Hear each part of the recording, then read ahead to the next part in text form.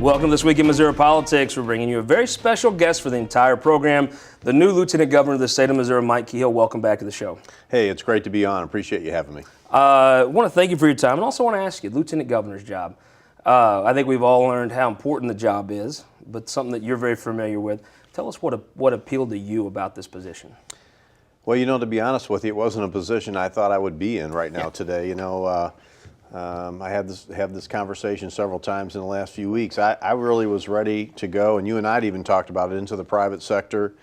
Starting in January of 19, Lieutenant Governor was not something I thought I would ever be in a position to be qualified for, or be invited to, or asked to be a part of. And so when you get that call, though, it's sobering, it's humbling.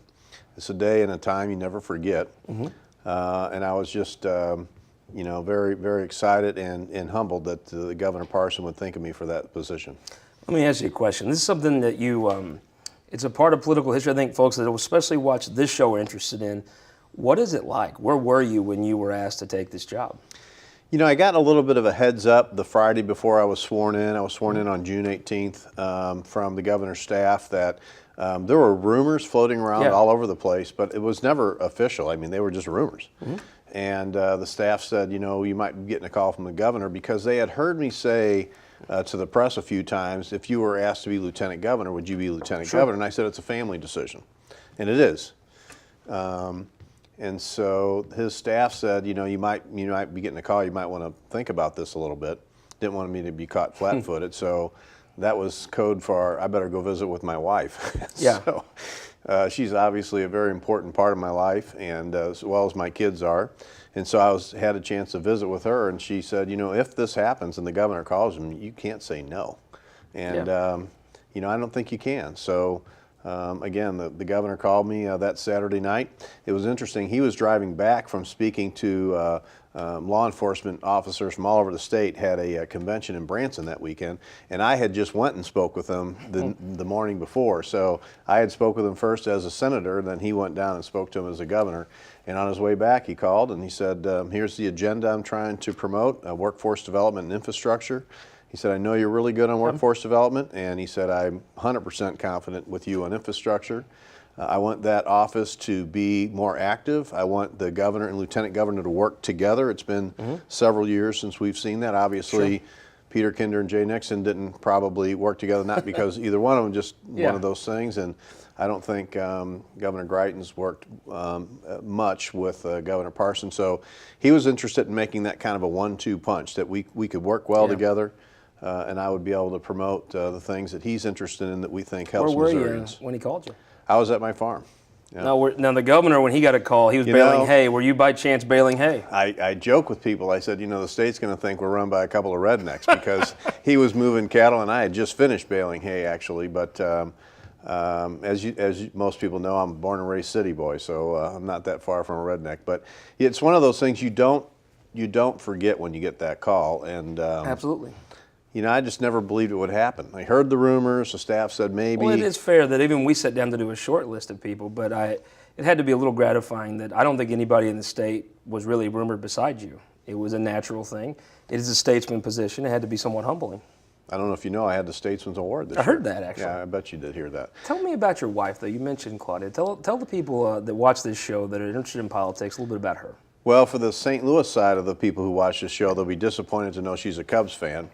My wife, she's a nice person anyway. She's a great person. I married up like many of us did, including you. If I was going to get married, I had no choice. I know. So, but we met on a blind date 30 years ago by the Sinclair family. St. Louis folks will recognize that name as the ones who introduced me. And we dated for 3 weeks and we got engaged. So we didn't have a long courtship. So was it because of the 3 weeks you didn't know she was a Cubs fan? I clearly thought I could change. I'm a salesman by heart. There you go. I thought I can convert this woman, but I haven't been able to do that in almost 30 years. But we had a 10-month engagement, got married, moved to Jefferson City. I had a manufacturing business at the time in Lynn, was involved with many different dealers at the time, and later on was fortunate enough to acquire a Ford and Lincoln Mercury dealership down in Jefferson City, and had 4 great kids, and she's been a great partner. You were the Republican that when you attained statewide office, you didn't have to go buy a truck. You had the truck already, I guess. I had a truck. I didn't have to worry about that. So from St. Louis, what part of St. Louis? North City. So folks would be familiar with Calvary Cemetery. It's the Walnut Park, Baden area. And so I went to grade school up there, and it was a great environment. We didn't have a whole lot, but that was fine. We didn't know any different. You know, you hear that from people all the time.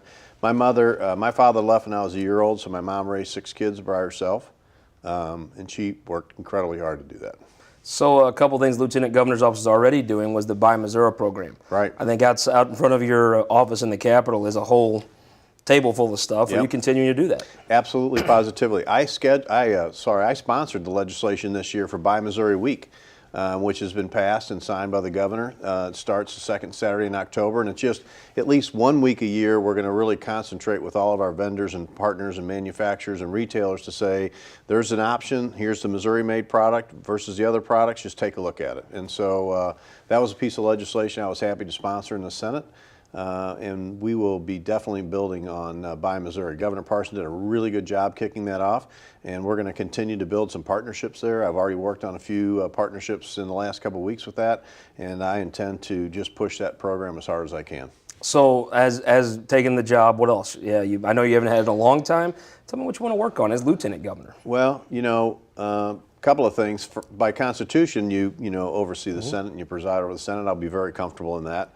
Parson wore that dice out more than any lieutenant governor I've ever seen. I used to have to tell him, go to dinner, go to lunch, do something. Let me get somebody up here to train him, because as the floor leader, it's my job when he's unavailable, and that happens. They have meetings and they have to meet with constituents, that I would get the person to run the dais for him. So Mike did a great job, and I'll tell you what happens because the first 2 years in the Senate, I was on the dais a lot, presiding. You learn a lot about the process, and you really understand what the legislation's about, and that really helped him in this case. We didn't know it would help him, but when it came time where he was sworn in and he still had 70-some bills to sign, I heard somebody say something about, do you know much about these bills? And he said, I presided over about every one of them, which most governors have never been able to say. Is that something you intend to do? Yeah, I'll spend some time on the dais. I enjoy that. That's the tradition of the Senate, starts at the dais. And I'm a big traditionalist of the Missouri Senate, so I intend to do that. But outside of presiding over the Senate, obviously by state statute, the Lieutenant Governor is a veteran spokesperson. I've already been to the Veterans Commission folks yesterday and have talked to many of their commission members about how we can help our veterans. Very important to me, was very important to Governor Parson. Tourism, I'll be on the tourism board and very active in tourism. And then kind of a omnibudsman for the elderly to make sure that they have a voice in the state of Missouri. You add all that along with Buy Missouri and my marching orders from my boss down the hall from me, Governor Parson, to help Missourians understand there's an option this year for them to look at an investment in infrastructure. So those would be the things I'm working on in the short term. Back to presiding over the Senate. I know some former senators that are still in the building. Senator Pierce, Senator Schmidt are now the state treasurer. When they hear those chimes, they immediately get up thinking it's time for a quorum call. What's it going to be like, though, when you're the lieutenant governor? It's a different, I think to preside, you have to have a different approach than if you're the floor leader. Oh, yeah. But like I said, I presided for many times before I was a majority leader. So that will be. Do you think your relationships with people like Senator Curls and Senator Walsh, who will be on the other side and you'll have to make decisions, do you think those relationships will help them, I don't know, respect the decisions you can make more because they know you? Yeah, and the other thing is the presiding officer, whether it was the lieutenant governor or one of the senators, the Senate is slow and methodical. It's not partisan, so you don't quick gavel people or shut debate off. You ask multiple times, does any other senator want to be heard? And so I intend to continue that tradition, because the Senate is about debate and making sure everybody has had their chance. So I respect a lot of folks in that body. As you mentioned, both Republicans and Democrats have very good relationships with. Senator Curl's a little upset. I've sat next to her for the last 6 years, and she said, "You're leaving my side." And I said, "Don't worry, I won't be far from you." And I said, "You'll be the first one I gavel if you get out of line, too." So she's great. Senator Walsh, many others. Talked to Senator Holzman yesterday for a while.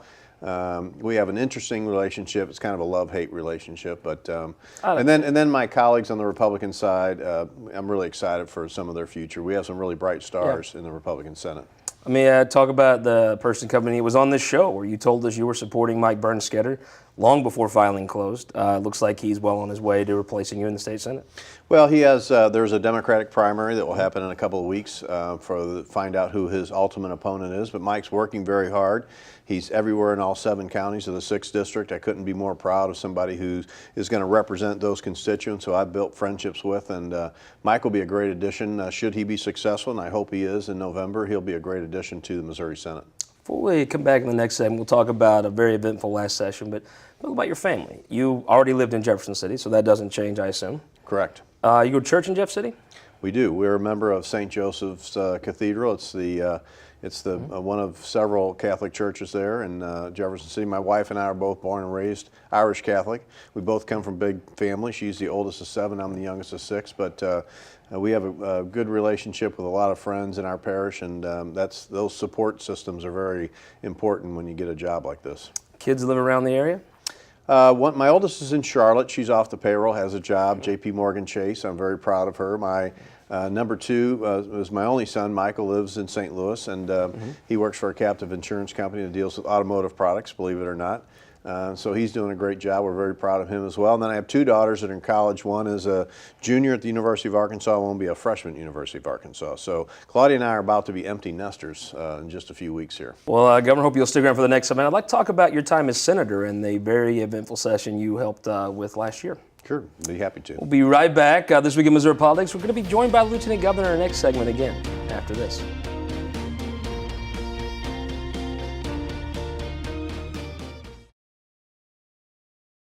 In my state of Oklahoma, since it's become a right-to-work state, we've lost tens of thousands of jobs, and wages have gone down. I lost my job of 36 years.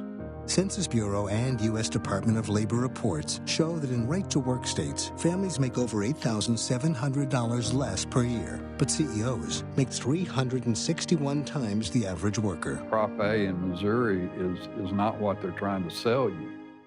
All across Missouri, our new car and truck dealers are building strong local economies. When you buy a car or truck in Missouri, you're helping to support over 20,000 Missouri families who rely on the auto industry for good-paying local jobs. You're also helping fund our communities, schools, first responders, and our roads because dealers generate millions of dollars in tax revenue. Missouri's automobile dealers have been the foundation of our communities for generations and for generations to come. The Missouri Automobile Dealers Association, the heart of Missouri. At Ameren, Missouri, we know what light can do. It draws people together and chases monsters away. And if you shine it in the right direction, it will light the path for the next generation, showing them what their tomorrow could look like and spotlighting the possibilities that lay in front of them. Investing in our community by lighting the way forward. That's energy at work. Ameren, Missouri. Welcome back this week in Missouri Politics. We're joined by the new Lieutenant Governor, Mike Kehoe. Thanks for sticking around with us. You bet. Most Happy folks to are be dying to get out of here after one segment, so we appreciate it. Well, I noticed that. And most people you have on for 10 minutes and they're gone. This chair's spinning when you look up. Me into longer time. So let's talk about what probably, I don't even think it was probably, I don't think you could argue, the most eventful and successful session Republicans have ever had in Jefferson City. You really didn't hear much about it because there was Sure. a lot of other noise going on with some unfortunate issues happening in our state. But the House and Senate worked incredibly well together, and not just leadership, which I can't tell you how much respect I have for Speaker Richardson and Majority Leader Vescovo. Tell folks a little bit about Rob Vescovo, because that's a name that a lot of people in politics know, but I think they're going to hear a lot more from going forward. He's a good guy. He's intense. That would be my word for him. But he, you know, I've kind of gotten him to liven up a little bit and crack up. I was actually at a meeting with him the other day, and he was obviously already wanting to cut things out of Lieutenant Governor's office. I said, man, Vescovo, you turned in a minute. But Rob Vescovo is very dedicated, is what I would say. He's, if you follow him on Twitter, you'll find out, and you know from getting to know him, he's an incredible family man. Yeah. And I have a ton of respect for people who understand that family is first and don't get caught up in all this political stuff. So, I think that's a great attribute for Rob. But he's as honest as the day is long. He knows he represents his members' interests the best. When he would come talk to me about this bill, that bill, that bill, none of them were his. They were all bills of his members where they said, hey, we've never been able to get this bill through the Senate. Could you help me out on it? And he'd come, and he was very passionate, and he can be very passionate. And he would try to argue why this bill should go. We need this, and this member needs this, and they've worked hard on it. And so he represents his members very well. And really, we got along well. We got to be friends, and I was just excited to work with him this year. You mentioned something, these major reforms were passed, and you're right, when there is a story like the previous governor was in, it takes away from that almost undoubtedly. Do you think that actually, I mean, there's got to be a reason why things you've worked on your whole career kind of came in a crescendo this session. I guess that had to help, right, in some odd way? Yeah, it did, because the focus was somewhere else, and second floor actually was kind of leaving us alone, if you will, and we were just kind of, Todd Richardson and Ron Richard made a decision, about mid-January that while this might get crazy, we're going to sail the ship of government in a straight way for the citizens of Missouri. And I want to tell your viewers and yourself, I don't consider a successful legislation by the number of bills passed. I'm a conservative. Sure. I like fewer laws. But to your point, there were a lot of things that had been in the oven for several years that we've been trying to figure out a way to get passed that would help Missourians, would help Missouri families. And we just, for whatever reason, couldn't get it done. And because the House and Senate were working so well together this year, I think we just worked through those issues and were able to get a lot of pieces that we've been working on for a long time, to your point, some big policy pieces across the finish line. Before we dig into the key points, tell folks what it's like working within the back room of Ron Richard. I think there's a lot of folks that will miss him when he's gone. Well, I'm not going to let him leave. I told him that. I've got a Ron Richard book, and I'm on about my 8th chapter. So, and I was with him this week, and I added a few more things to those chapters. But Ron is a guy whose heart is all about Missouri. He is not about politics at all. He is about Missouri. He is about Missouri citizens. He's about policy, and he's about the traditions of that building. He's very, very, very strong on what our founding fathers set up, what that Capitol not only is, what it represents. We call him the gruff guardian angel of the House and the Senate, by the way. And his heart is bigger than Dallas. You'd never know that. But he is just a good, straightforward, honest shooter. And he has times when he says things that make everybody laugh, because he just tells you straight out what's happening, and there's no sugarcoating. Well, let's talk about some of the things you did get done. I thought the tax cut's been signed this week. That seems to be the biggest thing. How does that matter? I know Missouri citizens will see an increase, but talk about a business owner. You've been a business owner yourself. What does that mean to a business owner? How is their life going to be different because of the tax cut? Well, I think it complements the national conversation that's going on with the Trump administration being able to put more money into Missourians' pockets. And I don't care if it's the individual tax cut that we had that went through this year or the corporate tax cut. Anytime you can let businesses or individuals decide how to spend their money, I believe they can do it better than the government can any day of the week. We can't go crazy. We can't get like some of our neighbor states where we go too deep to where it puts us in a financial crisis down the road.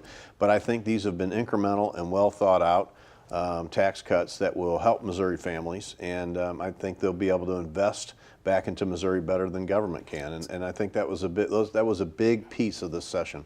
You know, folks like to make huge promises and they make huge predictions that things are going to be bankrupt and decrepit in the state. But if the downside comes in, if the revenue doesn't come, is the state, and especially now the executive branch, which has to monitor this, before there would be budgets and the executive branch had to withhold, does the state have the ability to cut if the tax cuts don't produce as promised? Yeah, but the point is, I think these are incremental, responsible tax cuts that we went after. So I don't think they're these huge sweeping pieces that some people might have wanted to see, quite frankly. Some of the tax cut bills, as you know, started out huge on both the House and the Senate with Elijah Har and with Bill Eigels. But those two work together. They work together with the caucuses. They work together with Democrats and Republicans on both sides of the building to get something that's meaningful but responsible. So that if we do hit a little bit of a downturn, this isn't going to be the thing that ends the day. So talk about a subject you've worked on as infrastructure. One of the bills that passed this year was enabling legislation for the PSC to implement some utility infrastructure building. Right. Explain how that's going to matter to somebody. Well, in the long term, you know, people say my electric rates might go up. And what if you look at history, without this bill, without us even walking into the building, electric rates over time have crept up because the cost of electricity, the cost of labor, the cost of deliver Inflation. equipment, et cetera, inflation. So what we feel this bill does is it allows the investor-owned utilities, the IOUs, which we have 3 in the state, to predictability of what their rates are going to be for them and for their end user so that they can reinvest into the infrastructure of the state. And the aging infrastructure of the state is getting really, really bad. You know, we put electricity in our urban areas in the 1920s and 30s. We kind of upgraded all that when air conditioning came in the 60s and early 70s, and since then we've done nothing. So the infrastructure, when it fails under the current PSC system, if we had to pass no bill, the emergency costs to fix some of that infrastructure is immediately passed on to the consumer. If you would let the utilities go out and methodically replace the things that they know how to do in a cost-efficient measure, it still gets passed on to the customer, but a lower rate. So it's a more predictable stair step to electric rates. And I will mention, just the PSC last week came out with a ruling on Ameren on the St. Louis side of the state, where they're allowing them to pass the tax cut from the federal government on to the customers. And I think you'll see an average of a 6% rate increase, decrease, I want to emphasize. That's fantastic for people because they haven't seen anything like that in a while. You know, when I think most Missourians knew you from the Highway Commission prior to becoming a state senator, there's a bill that got through. It's going to be on the ballot in November, an opportunity to invest in a tax, Proposition D, as you've said, for roads. That's something you've worked on a long time. A similar measure got through to Governor Nixon, but he put it on in August, which I think left some people scratching their heads. This time it seems to have a legitimate shot to pass. What is it, and how will Missourians see a difference? I think it's a good opportunity for Missourians to choose if they think this is the right way. Most people would agree, even though if they can't agree on the way we fund roads, that we are underfunded. And the only statistics Missourians have to know is the simple one, which is we have the 7th largest infrastructure system, roads and bridges in the United States, and we're 44th in funding. So those two just don't match. And with federal government coming out with new guidelines on what their matches are going to be for future highway projects, it's important for Missouri to kind of catch up so that we're ready to not only take care of the safety of the roads and reliability that we have now, but be ready for any federal program. So what Proposition D in November would do is it would suggest that 2.5 cents a gallon a year gas tax go in place for 4 years, 10 cents total. And what that will do, it will go to offset the cost the Missouri State Highway Patrol currently gets out of the road fund. So that money still goes to the road fund. It's still subject to the appropriations process, so there is some checks and balances. But it would offset the cost that the Highway Patrol currently gets by Constitution to maintain the safety on our roads. So that would give MoDOT an additional about $288 million a year when that's fully implemented. It would give cities and counties about $124 million a year, because even now, with our current gas tax, 70% goes to MoDOT, 30% goes to cities and counties. So infrastructure repairs across this state in both small rural areas, in medium-sized urban areas, would be incredibly impacted by the ability to get some really needed repairs done. We have over 3,000 deficient bridges in the state right now out of our 10,000. So we've got some real problems. Will there be new highways built?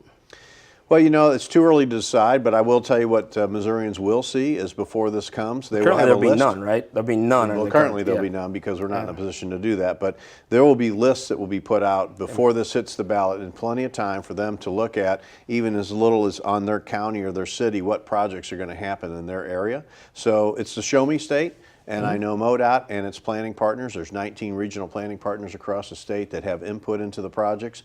They will be the ones, not politicians, who decide how those funds will be spent and which repairs are needed the most. There's a time when MoDOT might not have been in a position to honestly tell people they would believe it, they could spend this money. Even when you were in the Highway Commission, there was still some of the ghosts of the 15-year plan around. It looks to me like MoDOT has turned that around, is in a good spot. They really have. We have an excellent highway commissioner. We have a great director in Patrick McKenna. We've had several good directors and commissions in the last dozen years. MoDOT did their belt tightening several years ago when they closed some district offices and they eliminated some sheds and they sold off some equipment, and they added about $100 million a year to the 5-year STIP, the plan that they work on, the statewide transportation improvement plan. So MoDOT did its belt tightening, and so they've squeezed every penny they can to try to keep our roads and bridges maintained, but it's just not enough because we are almost half of what we had when I was on the commission back in 05 through 09. So being able to keep up with that is important. Well, we got you. Let's talk a little politics.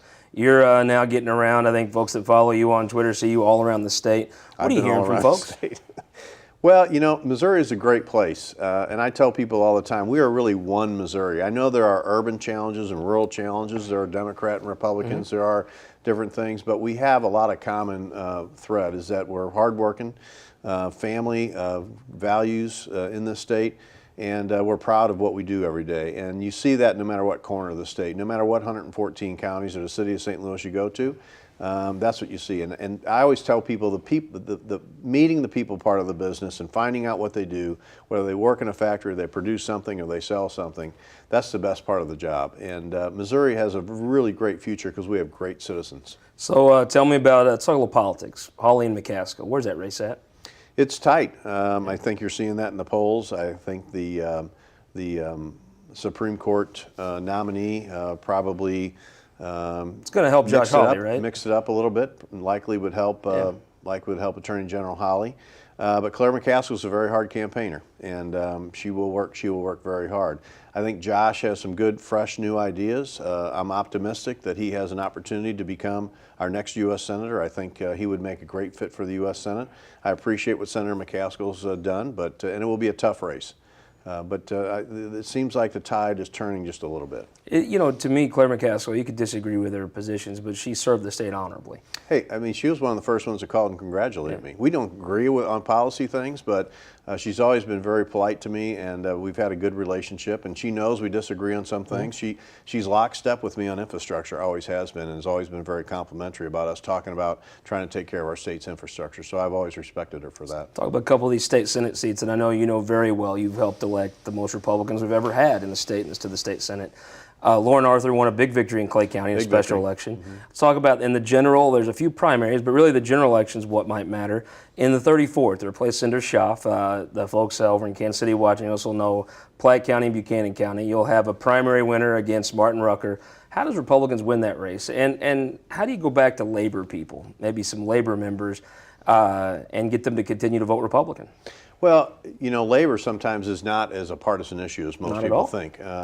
You know, you're seeing the vote no on Proposition A. I'm a vote yes, but the vote no signs right along Republican signs in rural Missouri. So I really don't, and I talk to my friend Gina Walsh about that all the time. It's not really a partisan issue. So I think labor will end up backing the candidate that they feel, you know, meets their criteria the most, whether that's, you know, Second Amendment rights, whether that's pro-life, whatever those issues are. And Buchanan County can be held by the Republicans. I'm optimistic we will hold that seat. I know Mr. Rucker is going to be a hard campaigner, well-known name, as you know. But whoever wins that primary in a couple, 3 weeks, I will be 100% with them to the extent I can to help keep that a Republican seat. Governor Gill, thank you very much for joining us. Hey, it's my pleasure. We'll be right back next week with our Opinion Maker panel again on This Week in Missouri Politics.